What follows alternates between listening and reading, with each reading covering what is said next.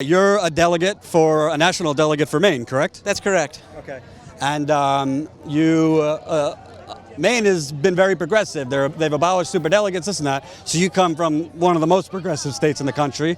Makes sense. You follow Bernie. What was your kind of gut reaction when you saw him speaking today? My gut reaction was betrayal.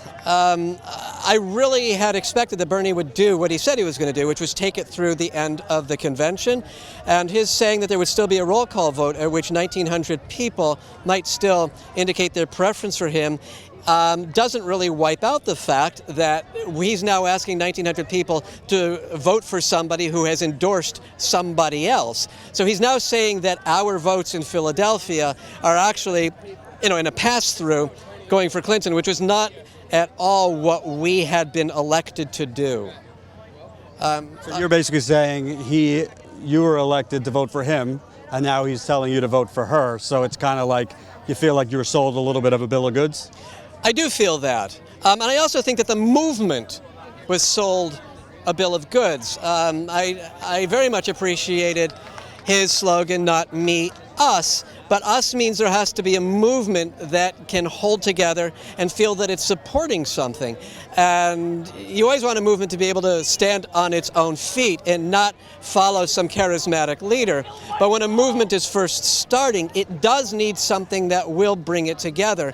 And I think that the action that he just did is going to lead a lot of people to feel that they cannot trust somebody who's working within the Democratic Party or somebody who is running for national office at all.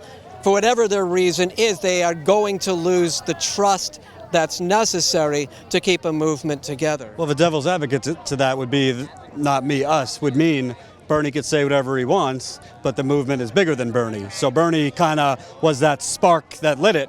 But now it's, I don't want to say self-sufficient, but there's enough leaders, there's enough local, statewide people. Obviously, Bernie is not, lying in the back room of the Senate taking flip-flops lying down. He'll be active going forward. So isn't it kind of, you might not like that he endorsed her, but he has created a movement that is beyond him? We would like to think that.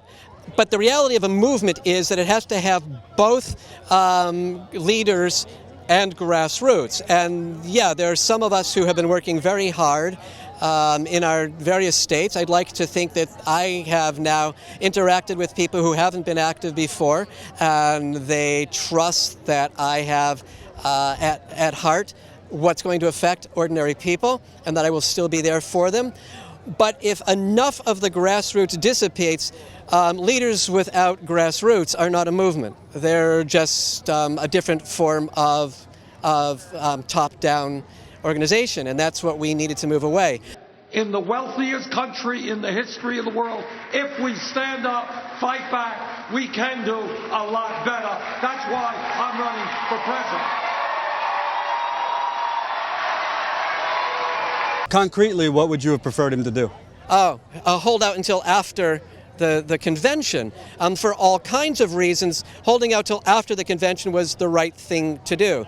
It makes us wonder, what did he personally get from doing this now? Hold out for what till after the convention? Hold out for an endorsement. If we go through the convention and we have lost, honorably, at that point, knowing that a whole lot of Bernie supporters have been saying Bernie or bust, never Hillary, at that point he can make the statement, I know how you all feel.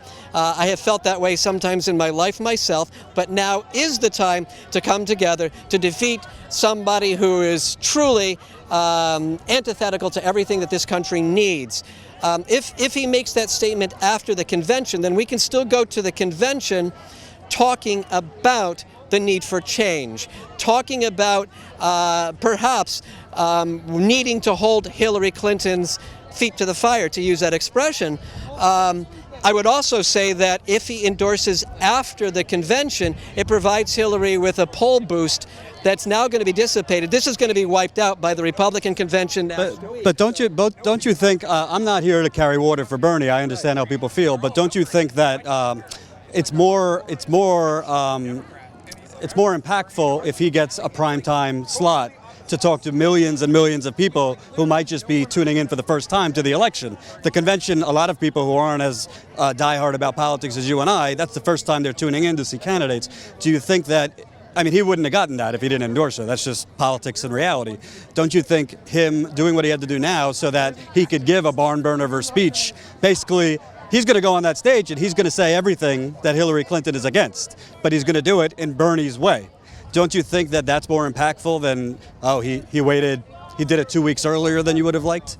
Oh, not at all. First of all, we're talking about, if you're carrying this live, it's a Tuesday morning at 11 o'clock. I mean, the primetime audience is not here. So if you're talking about a primetime coverage, you're not going to get it except, you know, as the news channels carry it. No, but I'm saying he's going to get that at the convention, which is broadcast not on cable news, but on broadcast networks. As a major candidate with 13 million voters, he was not going to be blanked out by media in Philadelphia. I mean, that's losing advertising dollars that the media wasn't going to. But the media doesn't control who's going to speak. Hillary Clinton would control. And I promise you, if he didn't endorse her, he was not getting a primetime coveted slot in front of millions of people. Then so what? I mean, at that point, all of us in the room, all of us out on the street still know who he is and what he stands for. We didn't have to hear him say, while he was still a candidate, I am endorsing Hillary Clinton. What did Bernie Sanders or the movement that he was calling us to gain by this endorsement? Because if what he was fighting for was platform is a piece of paper that cannot be, Clinton cannot be held to. So if that was all he gained, that seems to me a very low price for getting in front of TV cameras. You know, if he didn't get the coverage in Philadelphia, then 2 weeks later, when he chooses to do this, Hillary will make sure that he does get the coverage. He can give the exact same speech, but at least he has gone through the end of the convention as he promised. He can still say, there, you know, I will endorse whoever wins this nomination, but people should still vote for whoever they think is best. And let me also say, which is very important, and nobody's saying this yet, Hillary Clinton is a very damaged candidate. So it's not just platform that makes Bernie Sanders the better candidate. And he can give all of these talks he wants, but he cannot guarantee that all of his supporters are going to jump on the Hillary bandwagon. Whereas if there's still time to lobby superdelegates, I heard that there was some talk in the background for a rules amendment that would have called for the superdelegates to abstain on the first vote.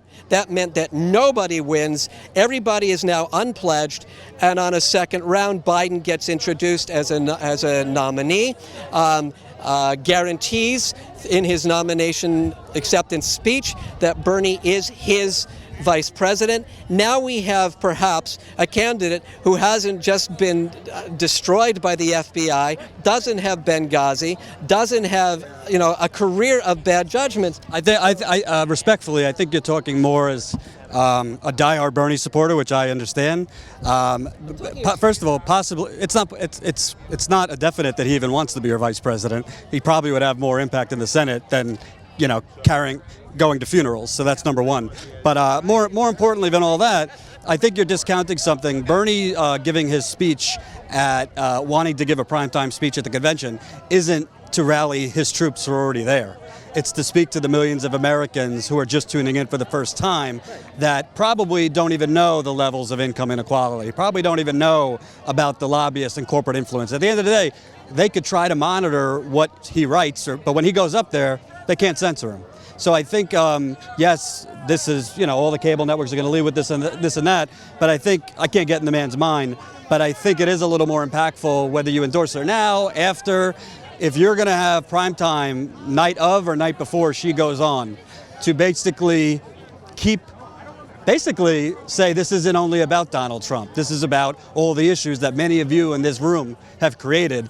I personally think that's more impactful than, when he endorsed her. Respect your view, though. Just want to ask you going forward, since obviously you're feeling a bit of a betrayal, are you still going to remain active for state and local candidates, or you're kind of disgusted at this point and have to kind of go off to the sidelines for a little bit. This is not the first campaign that I have lost, and I heard you talking earlier about how this is a generational thing, and I'm on the older side, which for me means that I have been involved in politics in one way or another for a long time. I'm not going to stop now because the issues that brought me to Bernie matter just as much to me as they ever did.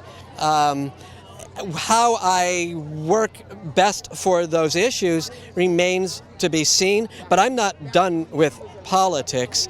It may change my approach to strategy, but I'm absolutely not done with politics. I was on staff for Dennis Kucinich. I worked very hard for Michael Dukakis. In between, I ran for office myself as a Green Party candidate. I have been involved in politics because I'm not running for me. There are lots and lots of people who don't have the opportunities that I have, and people need to be speaking for what they need, and I'm not going to stop doing that. Thanks so much. I really appreciate it. Thank you. Yeah.